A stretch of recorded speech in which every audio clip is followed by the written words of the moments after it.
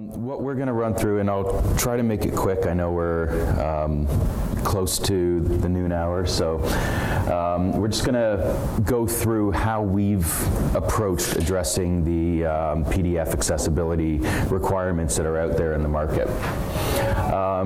We've had a long history in high volume customer statements, specifically the drivers there moving away from paper, and the reason being speed for delivery, not having to do mailings. It's improved reliability to provide your customers with electronic and easy access to electronic content. It's a lot more flexible than your traditional print, mail, and send back the remittance. It helps improve customer service, to be able to allow people to access their own statements, help themselves, serve themselves, which also helps reduce costs for your call centers. What we saw many years ago, we actually started looking at accessibility about 7 years ago. We had some customers that were requesting us to look at web content that could be served up in an accessible fashion for assistive technologies, and also PDF content. Right now, or as of a 2011 provisional report by National Health, in America, there's $139 billion a year towards visual impairment. Of that, 72 million are indirect costs, things like providing health and lost work. Almost 19% of Americans have a disability, according to this study, and 21.2 million Americans are experiencing vision loss. Just to put a bit of context to that, if we take that 7% number as people with some sort of reading impairment, if you take an organization that has 30 million customers, and of that, they need to produce accessible content for 7% of that, you're looking at 2.1 million documents a month that need to be created in some sort of accessible fashion. Compound that over a year, you're looking at 25 million statements that need to be made accessible. Over 23% of those 40 and over in America have some sort of vision disability, and as Anna mentioned earlier, 70 million baby boomers as of, I believe it was 2013, roughly.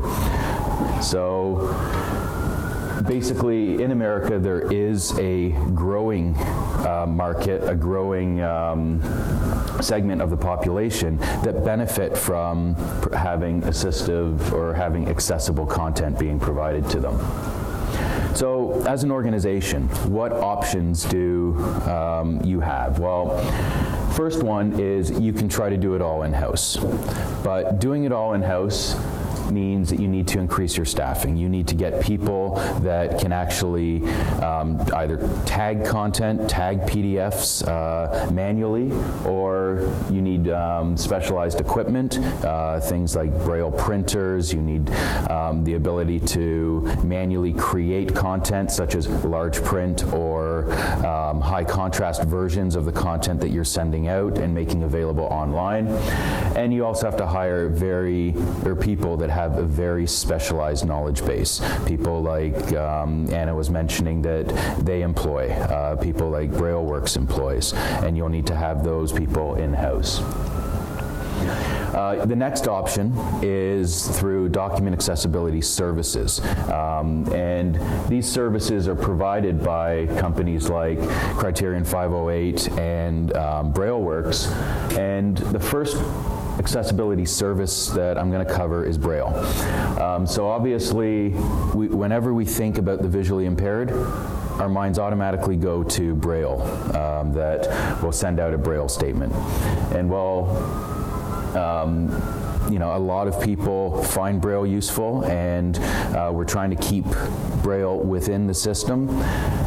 Out of the 6.6 million legally blind people living in America, less than 10% can read Braille. And even less than that, we're being introduced to Braille in school.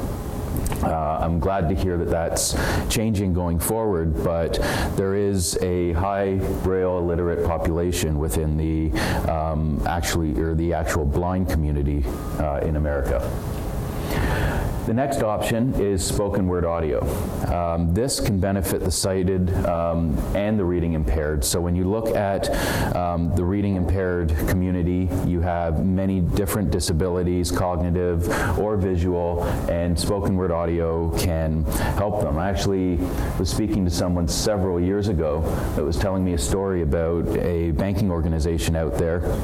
And really, they were doing their best effort, what they thought was the right thing to do. So they were sending, for people that opted in, a audio CD of the statement. And each month they'd send a statement. Well, the customer phoned in and said, there's no way for me to tell what I'm getting.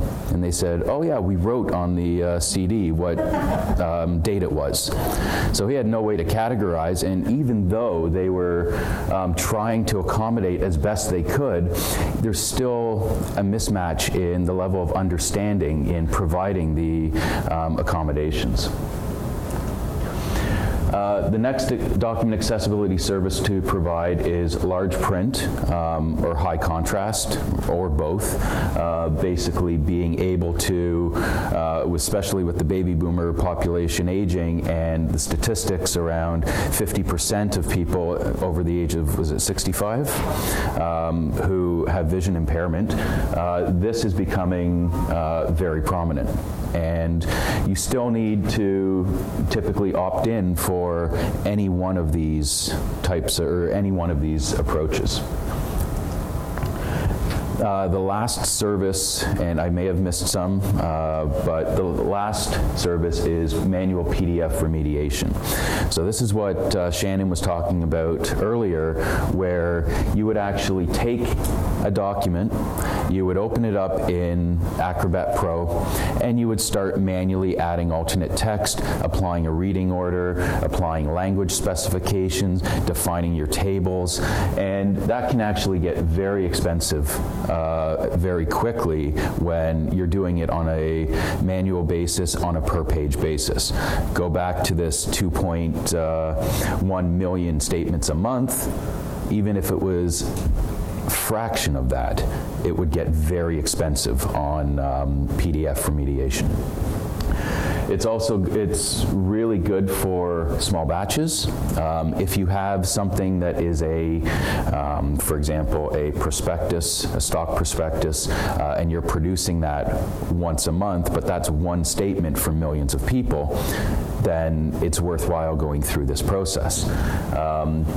And another good aspect of it is it's a focus on usability, like Shannon was saying, not just on conforming to, say, the PDF UA spec. You're actually looking at the statement and trying to make it as usable as possible. So Actuate has been in, our group of Actuate has been in high volume documents for over 30 years. Things that would typically get sent to a printer, mailed out on a monthly or annual basis. So we're talking about high volume transactional output. That's sort of the lingo within the print community of high volume statements. And what those are things that are generated by software automatically based on templates, or runs once a month or once a day or even once a year. It's basically just taking a whole bunch of data that exists in databases or transactional systems and just throwing it in a template, making some conditional logic that is creating your telephone statement, your banking statement, your credit card statement, etc.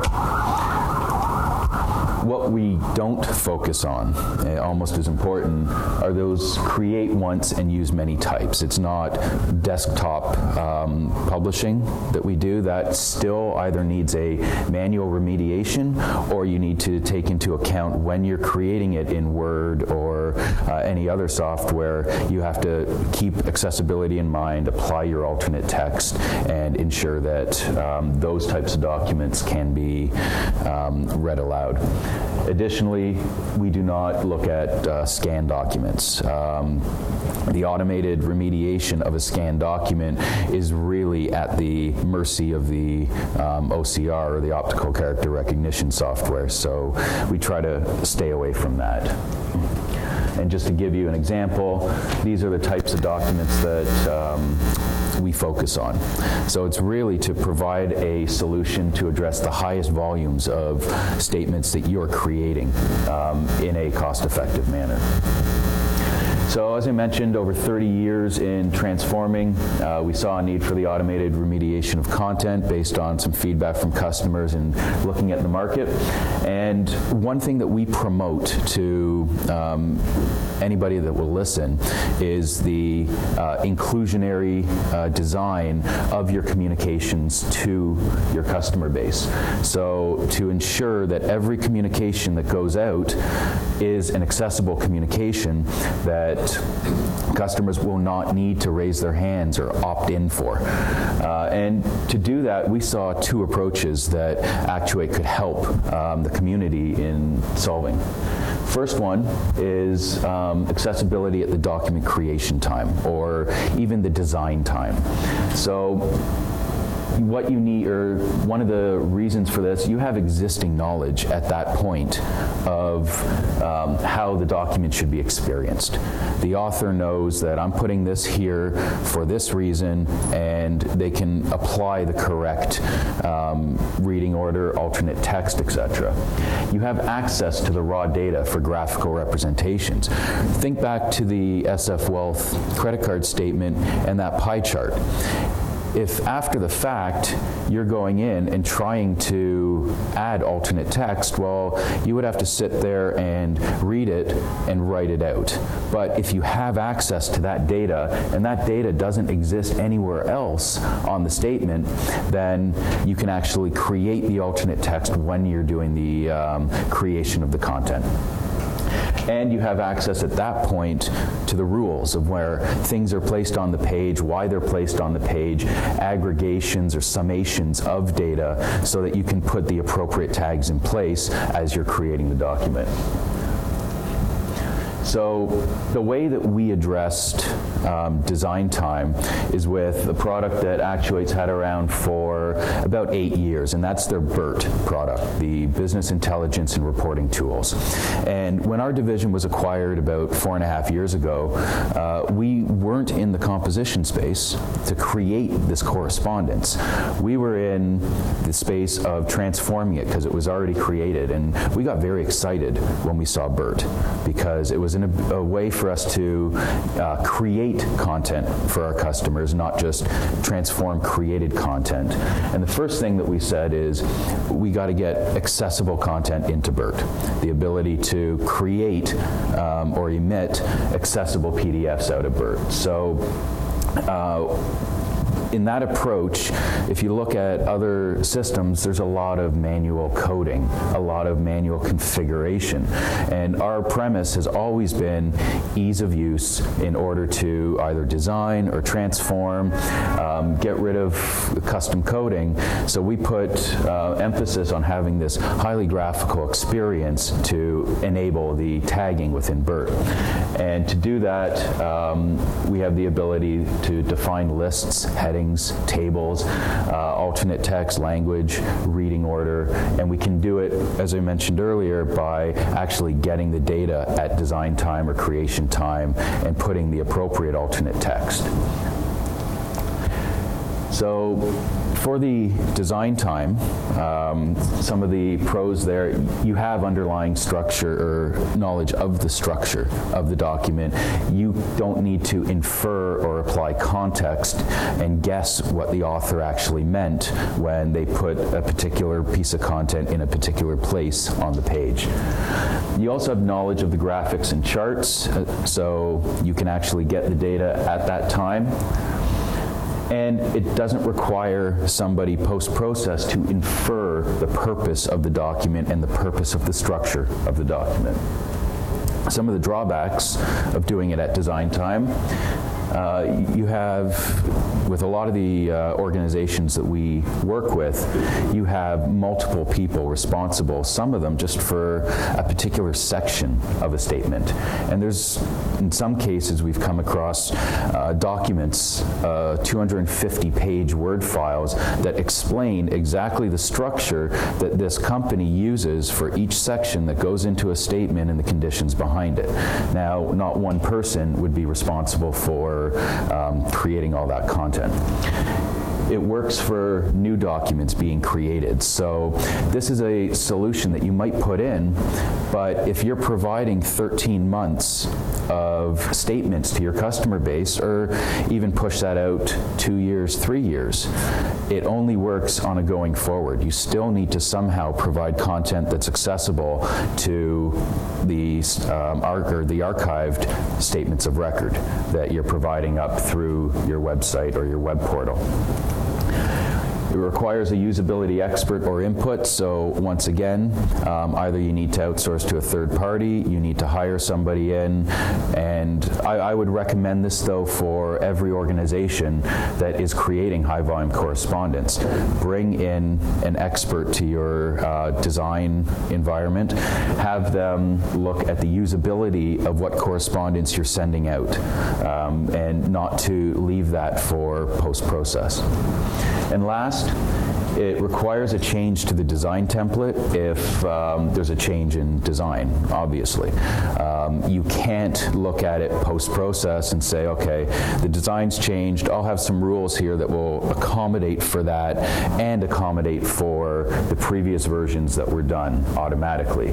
So that's a template change. So right now, I'm going to pass it over to Will, and Will's going to go through and show you what the BERT environment looks like for creating accessible content. Excellent. Thank you, Jeff.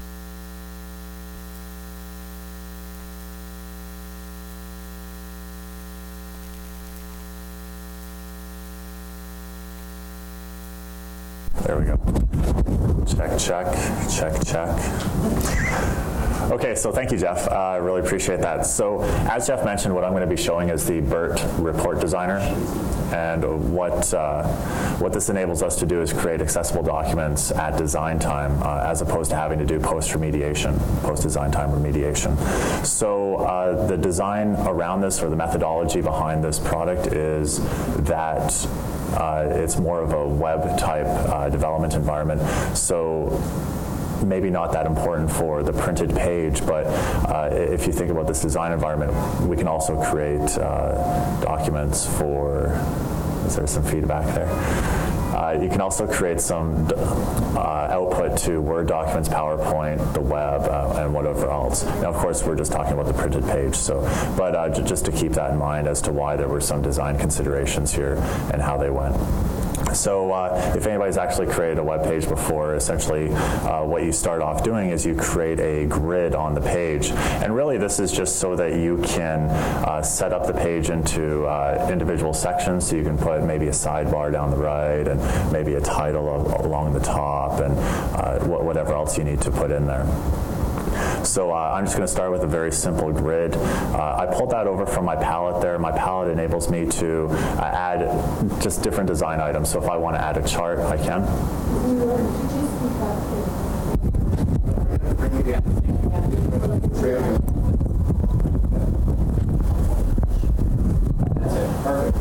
Check, check, check, check. Okay. So again, just to... I'm sorry? Are we good? Okay. So just to continue again, sorry, the palette here on the left is really just to add just different design elements to the page. So if you're looking at charts, if you're looking, well, you already saw the grid, but different images and whatever else, that's where you would bring all this stuff over from. So I'm just going to bring over some text here first. So on the second tab here is our Data Explorer, and our Data Explorer enables us to go out to different sources for data. In this particular case, I'm just going out to a database, but we can go out to Salesforce, we can go out to flat files, XML files, whatever you need, really. Again, I'm just going out to a database, and I have about 10 tables in there. Just because this is supposed to be a very quick demo, I'm just going to be pulling from a couple different tables here. One is going to be the customer info, so I'm going to drag in the account number of that person and their name. So just dragging and dropping onto the palette as I see fit. I've already created this charges label here, and I'm just going to put the charges table down here after merging these cells.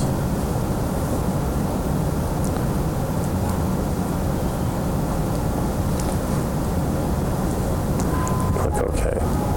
So as you go through this, obviously, you would put more elements on this page, but if I just wanted to just create a very simple statement here, I'm just going to stick with the name and some charges itself. Of course, we have the ability to change the font on the output here. If you want to use a different font, maybe you want to put something as bold or whatever else. So I'm just going to do that there. And I'm going to make this background color gray, just to make it a little prettier. So all I'm really doing right now is just creating a statement, but I'm not actually changing any of the elements and saying, hey, this is what needs to happen for accessibility or whatever else. So I'm just going to right-click on the background here. I'm just going to go into the properties. So what the properties enable me to do is actually set those individual tags on the levels. If I want to set headers, I can do that. If I want to set alternate text on images, I do that here as well. As far as ordering is concerned, essentially how this is going to work is top to bottom. So if I just drag this over here and make some room, you can see here what's going to get read first, second, third, fourth, and then of course the table itself. This text here, if I want to change this to a header, I simply just need to change the tag type to H1. If I want to add some alternate text, I can do so as well, but that should be good. So I'm just going to keep the reading order as the default here. I'm going to save this, and now when I run this, I'm going to view an accessible PDF, hopefully. Just to keep in mind, this little web page here is just on the front end. We use our stuff to create our own samples as well, so the sample data is actually for a large statement run, which you'll see a bit later, but that's kind of why this web page is here. It's not here to confuse you. So if I open this up, this is the statement that I just created. You didn't see me put that image on there. That was kind of in the background there. But we can see the account number, Sam Shi, and then the transactions themselves. Again, you wouldn't actually know that this is accessible until I go into the tagging order or into the tree itself. But we can see how the reading order is played out here and that this has been labeled as a table. So just to show you the power of this, obviously that's a very simple statement. You're not going to mail that out to your customers, or hopefully you won't. But I'm going to go into this the sample that we've pre-built. Again, if I went into the accessibility properties, there's going to be a lot more stuff here for the ordering and whatever else. But when I run this, and view it as PDF.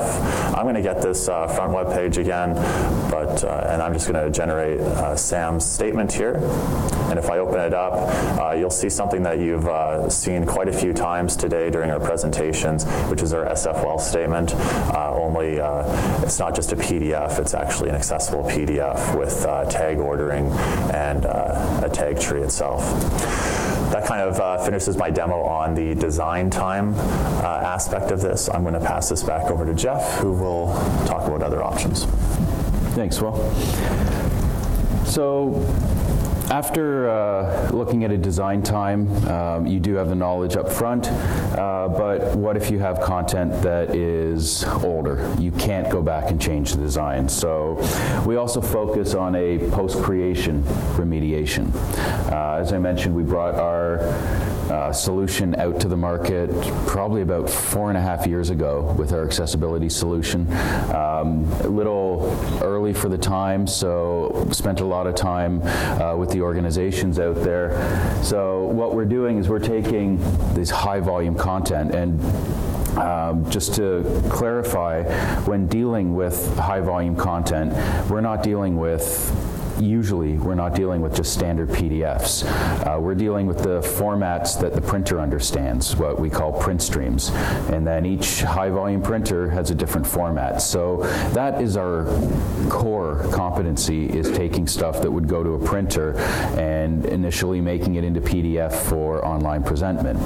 So we basically take that, the high volume print or even existing PDFs, and add context to them in batch or real time for creating accessible content. First thing that we did when we were developing the solution, we reached out to some of these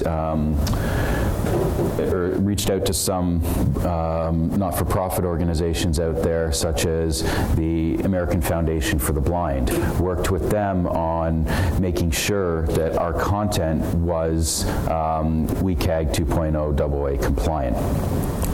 We reached out to the CNIB that actually did more usability studies. We have videos of visually impaired users using assistive technology to interact with the content to get feedback on it. And we went to the Royal National Institute for the Blind, who did some automated checking of the output that we created to ensure that we were indeed WCAG 2.0 compliant. As of, actually recently, we've launched the Actuate Document Accessibility Appliance. This was really to make it easier to implement accessibility within the organization. So we took the lead on automating accessibility, and we actually have a patent on the way that we address the automated post-creation document remediation. And basically all you do is take the appliance, you plug it into your infrastructure, and start creating accessible content out of it. As I mentioned, just creating or automating the print stream conversion. Some of the things that we've realized over the past few years when we're looking at accessibility, there was an issue with alt text or alternate text management. When you have high volume content and you have, say, trans promotional offers, you saw the offer on the statement that was talking about travel insurance. If you have somebody that's spending a lot on groceries, you might be offering them a different credit card that pays a higher reward. So really it's looking at the marketing department or the communications department, and they'll need a way to add the alternate text for those types of images. So we've been adding additional capabilities such as the alternate text management system. And also customers have said to us, what if we just have some simple content? So, okay, we don't need to go through a template that Will's going to show you in a couple minutes. Let's just do our best to automatically remediate it. And that's something that we're investing a lot of time and energy in over the next 12 to 24 months, is to really improve this automation and to make it even more complex. So, as I mentioned earlier, one of the things that we pride ourselves on is the graphical environment, the ability to not have to do custom coding, custom scripting, have people writing batch scripts. We put everything into a graphical environment to be able to set up your rules for how to tag the content. And similar to the design time, we have a focus on how to identify things like lists, headings, tables, alternate text, etc. Once you have it, to, as Will's going to show, you design your template, which basically applies context to a page that really doesn't have context if it's being read aloud. You take that project, deploy it to the appliance, and you can start running millions and millions of existing documents through there, whether it be batch or whether it be real-time, to serve up through your ePresentment portal. Or additionally, run it through in batch for providing to a document accessibility provider who can then utilize that accessible content or, say, XML content that's from an existing page and turn that into Braille, large print, etc., through more automated means. And then just deploy the project.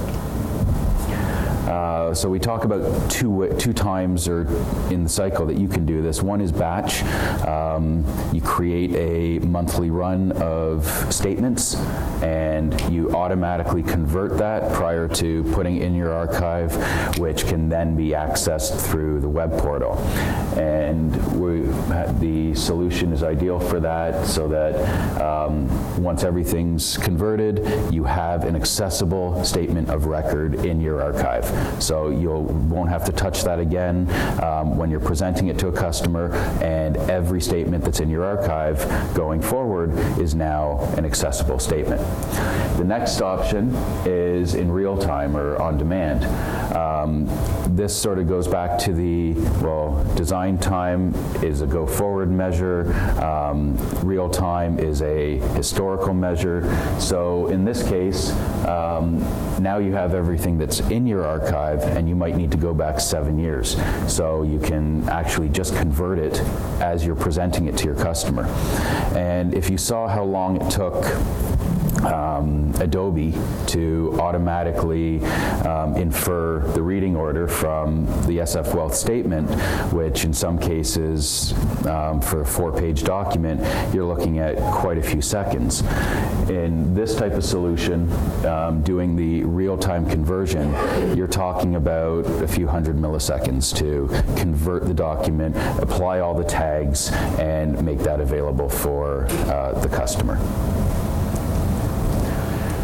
So, as I like to do, put in the pros and cons of post-creation. Pros, it's automated for high volume, not the ad hoc content. It's automated for your millions and millions of statements that you need to provide up to your customer. And if your website is needing to be conformant under Section 508 or ADA with the WCAG, then your documents that you're presenting through your website also need to end up being compliant with that regulation. It's set up for lights out production environment, so basically it's once you get it installed in production, once you set your project, it's really set it and forget it. Every document that comes through will go through the appliance and be made accessible for the customer base. It helps promote an inclusionary design, making barrier-free PDF communications for the entire customer base. And as you've seen before, the statement itself, PDF, non-accessible, and accessible PDF, look exactly the same. So sighted individuals or those without reading disabilities will have the exact same experience. They won't even know that they're utilizing a accessible document. And it works with existing archives that are holding your statement of record or are empowering your electronic portal or your customer service portal. Just easily picking content from them, converting it to the accessible format, and providing it up online. Some of the cons, you still need an accessibility expert, or you still need a third-party organization to help you design the template. And the reason that we promote that is it's easy, and basically we've gone through it many times. Mark up a statement and say, here you go. Shannon takes a look at it and says, you didn't infer the right information here. You need somebody that has a usability background and understands what the correct tagging structure would be to help you implement accessible communications. It's not ideal, as I mentioned earlier, for ad hoc content. So the things that you would create in Microsoft Word and publish to your entire customer base, it's not designed for that. You would probably engage with a document accessibility services provider, such as BrailleWorks, yes. So actually, that's all the cons? Wow. All right, so I'm going to hand this back over to Will, and he's going to show you our document accessibility appliance. Will? Thank you, Jeff.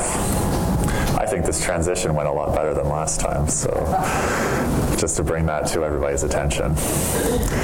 So as Jeff mentioned, what I'm going to be showing is how to remediate documents after they've been created, so post-composition, if you will.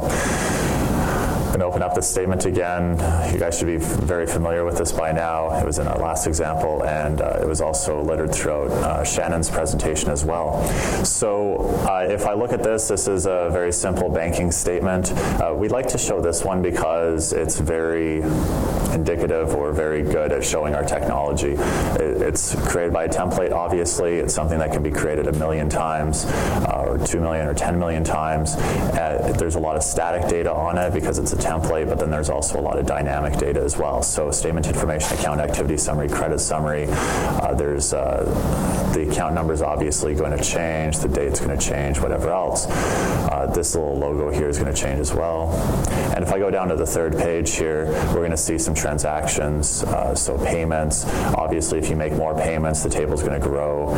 If you make less payments, maybe the payments table doesn't even exist. And if you make more or less charges, the table's going to grow and shrink. So we like to show this again just because this is something that's how our technology was built and what it was built for specifically.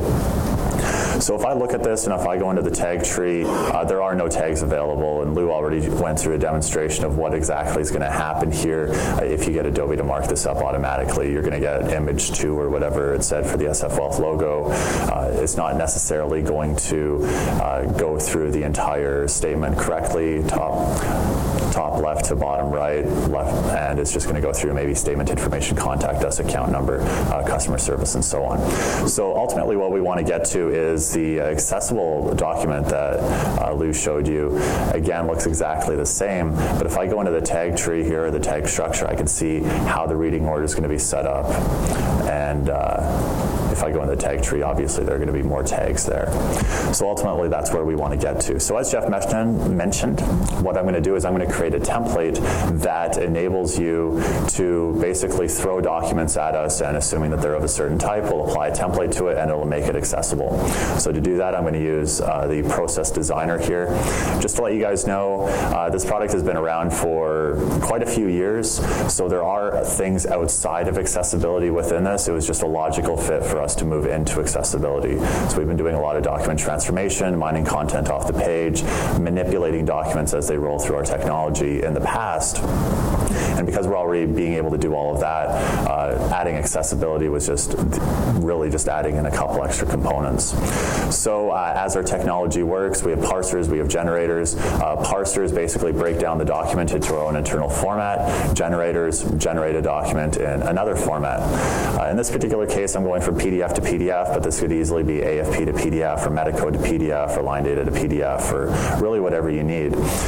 Just to dive a little bit deeper here and talk about the parser a bit more. Essentially what the parser does, like I mentioned, is it breaks it down into our own internal format. So our own internal format includes words, images, any forms that are on there, and so on. So this page has 272 words on it. Each of these words has some data associated with it, font information, XY coordinates on the page, whether it's double byte or single byte. Basically everything you need to know about that text, so you know how to recompose it on the page when we generate a document. I can also tell you that there are 5 forms, mostly for all these images here, and there are 37 vector graphics, all these little lines and whatever else. I go over this mostly just to show you our internal format includes everything, and if it's in our own internal format, you can mark it up as you want. So if you really wanted to get crazy and mark up all these little lines and add alternate text around them, you could. Of course you wouldn't, you'll just artifact them, but if you wanted to, you could. So once we actually parse this document, it's a series of words, pictures, images, whatever else in our own internal format. But those words and pictures and whatever else, they really have no context. So I say that there's 272 words, but page doesn't really mean anything.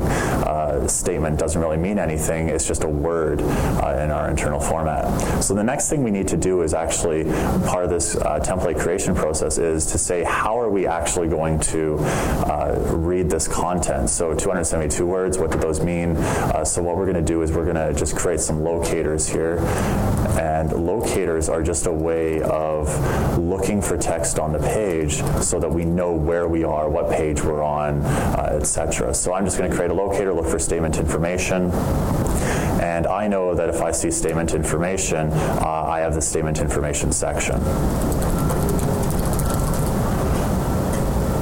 And I will make that required. Okay, so if I see statement information, I see this section. Now what I'm going to do is I'm going to just mark up this heading here, which is that, and I'm going to mark up a couple more fields. And essentially what I'm doing is saying within this section I have words, I have fields, and whatever else, and just label them, give them some context.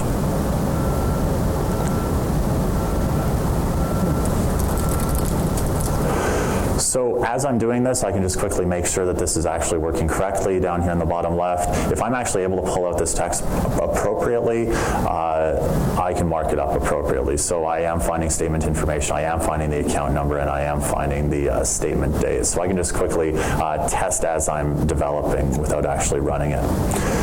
If I go over to the third page, so this stuff is relatively simple, right? Statement information, I know that underneath there's probably going to be 3 lines, and that's really not going to change. But the locators are a little bit more powerful than that. We talked about these payments tables, and payments can obviously grow and shrink as more payments are made. So essentially what we've done here is, no problem. If I go up to the locators here, essentially what I'm going to do is I'm going to say create 2 locators, look for payments, look for interest charge, and I don't know everything in between those 2 fields is a table. So that's kind of how we work with the way things move around on the page. So again, if I just go in the table here and I look at positioning, I have payments and interest charge, the table's going to fall in between that. Okay. Now I'm not going to go through the entire statement, marking it up. It's supposed to be a quick demo. But the next thing we want to do is, now that so we've broken down the document, created our own internal format, we've given some context to the things on the page. Now what I'm going to do is I'm going to go into the page markup, and what the page markup enables me to do is to actually add those accessibility features. So I want to set the reading order on the page. I want to add additional tags to the individual things that I just marked up here. So in order to do that, I'll just go into the tree here. Just like in the BERT product that I showed you earlier, top to bottom is essentially the reading order of how it's going to work. So I should add that section that I just created. Top to bottom is how this is going to be read. Page header will get read first, account activity section second, payments third, and statement information fourth. However, obviously statement information probably needs to be read second, so I'll just move that up there. And of course within that there are a number of sections or a number of fields with ordering associated with them. So the heading's going to get read first, account number, statement date, and those can be moved up and down as well. And if I just click on the section, I can see little numbers here too.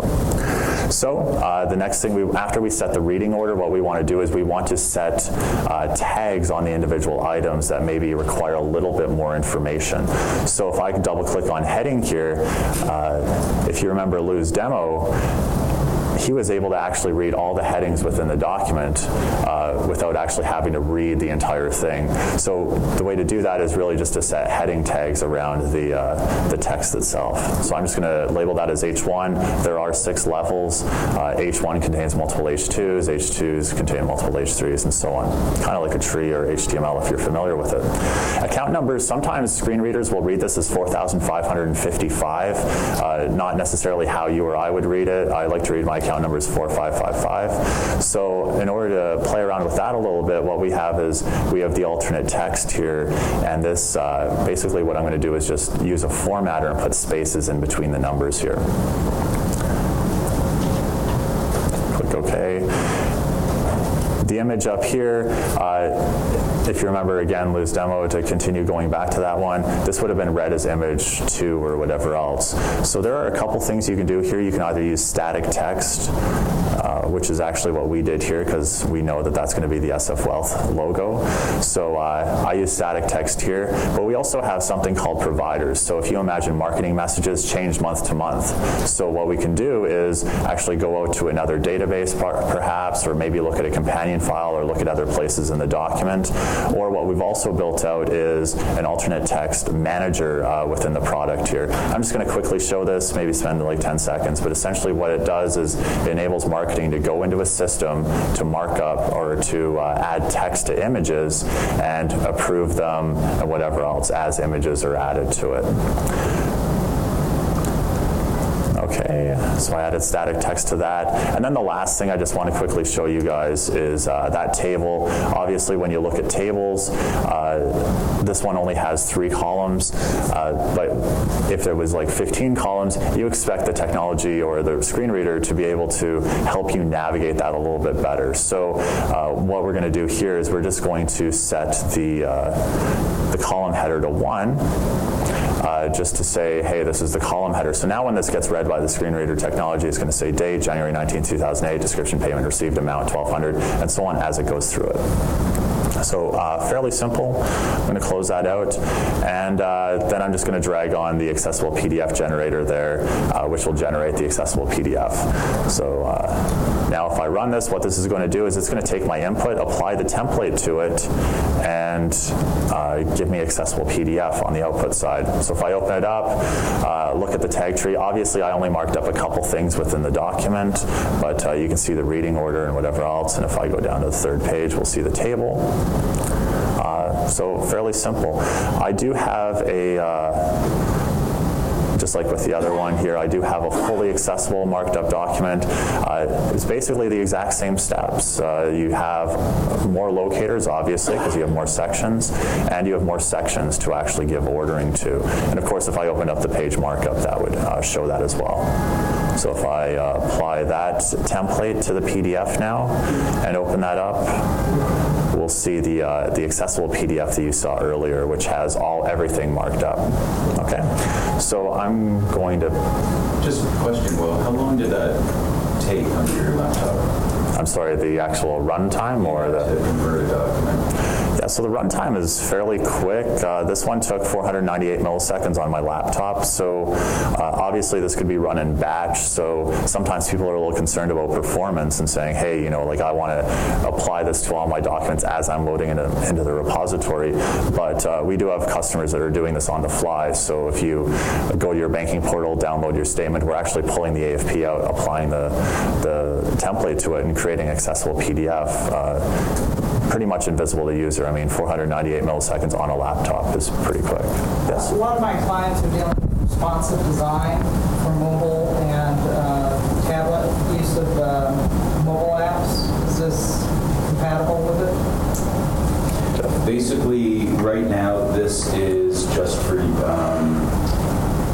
desktop. It's the background behind all of our technology is Java.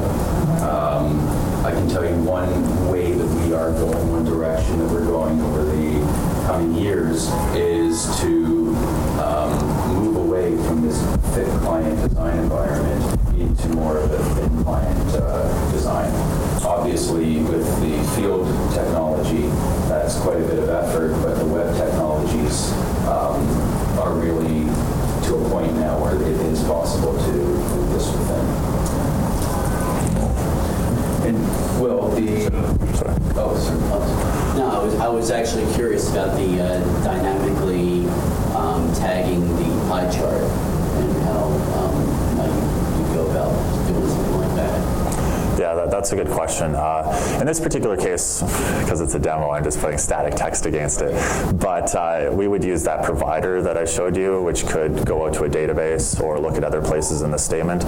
Because really, I mean, we can't really, look at the section of a pie chart and say, hey, this is 22% and it's equal to this. You have to marry the different categories with the colors and bring that all together. So typically, we would need the data go into a database, or that particular pie chart, the data is in the statement as well. We could easily go out to that as well. So it's a good question. And looks like for a complex statement like this, there's a lot of work that needs to go into creating a template. What about for simple things like letters? Wow, Jeff, that's really surprising. I can't believe you brought this up. Within the appliance that Jeff mentioned earlier, what that actually does include, I should have turned on my, what that actually includes is something that we're working on in heavy development, and basically what it is creating an automated PDF remediation tool using algorithms to look at how the statement was built, the location of things on the page, and so on, so that you can do simple documents. So if I choose a file here, this is just a really simple document here, and just add it in. This will mark it up based on the logic that we've built in and we're working on. So I put this in, it did it relatively quickly, and if I go into this tag results, I can see that 10 tags were created, and if I go and actually save this and open it up within Adobe, here's the document, and we can actually see those tags as well as they were added. So that's being worked on. Thank you for bringing that up, Jeff, though I wasn't prepared at all. Thank you for showing it, Will. So we've looked at the design time or document creation time, or PDF accessibility tagging. We've looked at the remediation. What I want to cover is a quick use case or a quick customer story. One of our customers, a major U.S. organization in financial services, implemented our PDF accessibility solution, and they were facing challenges as we spoke about the litigious nature in the US. They were facing challenges of not wanting to, or to avoid lawsuits that other institutions had recently been fined with. So they came to us, and they also wanted to provide accessible content to their entire customer base. They wanted to implement a inclusionary design and barrier-free access to their statements. Additionally, as mentioned earlier by Shannon and BrailleWorks, they also wanted to leverage the ability to reduce some of the costs. So reduce some of the costs associated with manual remediation, and reduce some of the costs associated with the number of Braille documents or large print documents through customers self-servicing with tagged PDFs, but also to reduce the costs associated with those Braille and large print service requests to the document accessibility services provider.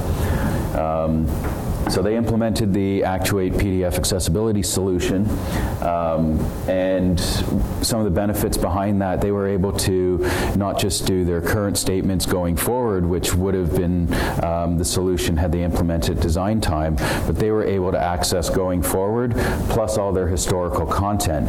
If a customer service rep needed to go out and pull somebody's statement, it didn't matter whether they were pulling it for a sighted individual or a reading impaired individual. They'd just always get that. It brought them into compliance with WCAG 2 and compliance with the ADA, the Americans with Disabilities Act, and this was prior to the anticipated amendments that are going in, which are really stricter on the content that is presented through a website. And they had some performance requirements. I believe it was the requirement in the implementation was they needed to do 20 transactions per second concurrently. And we went in there, put in our solution, and out of the box able to do 32 concurrent transactions to keep up with their e-presentment system, as well as scale as their users increase.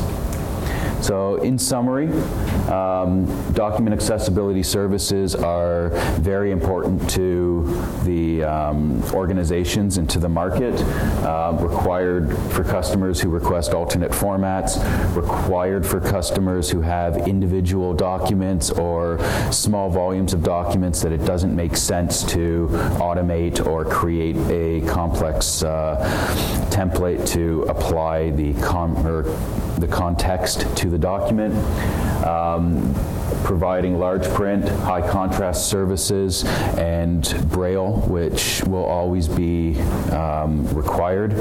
We have a saying in our business is print is dead, long live print. Everyone's trying to go forward with e-presentment and make everything available electronically, but print just doesn't seem to die, and especially when it comes to printed Braille, it's definitely a requirement there.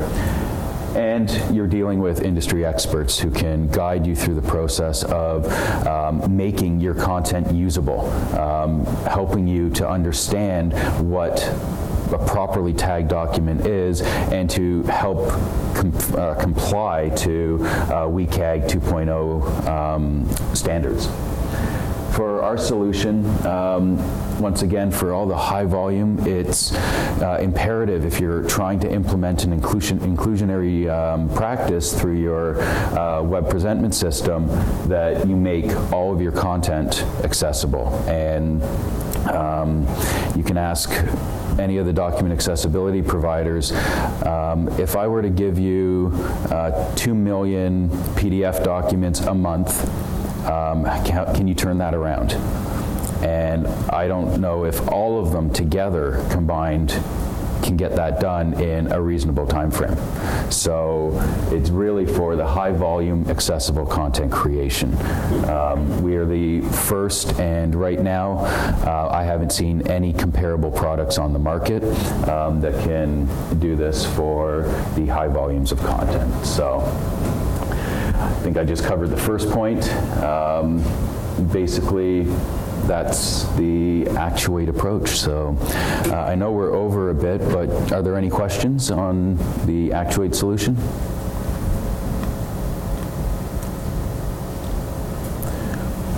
Very good. Well, thank you very much for your time. We appreciate you attending the session today, and I hope it was informative.